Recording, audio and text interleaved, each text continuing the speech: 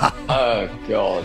Well, he was my number one. I have to be honest, because I unveiled my list earlier this year, Ben Habib, of the 50 worst people in the United Kingdom. I will be updating it next year, and James O'Brien topped the list because for me his approach is so toxic and so corrosive, and it's so influential, unfortunately.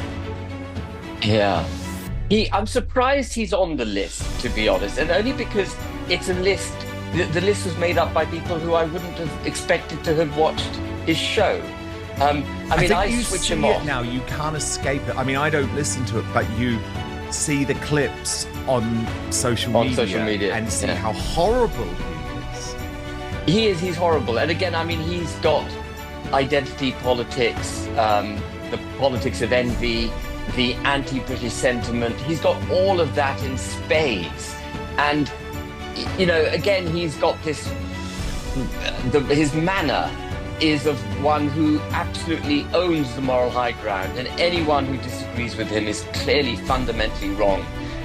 And he's just an appalling human being, appalling. If anyone ever asks me on his show, I will not go. I would love to debate him, but moderated by someone with a slightly less bent attitude.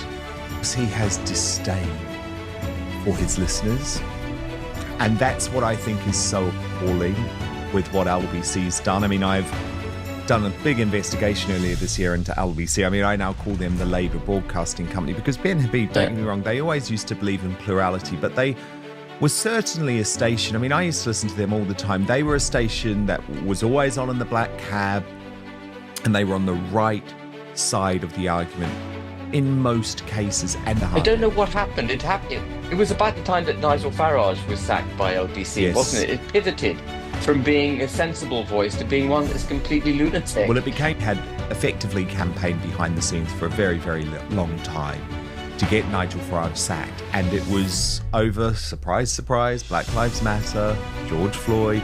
And who was proven right on Black Lives Matter? Actually, Nigel Farage.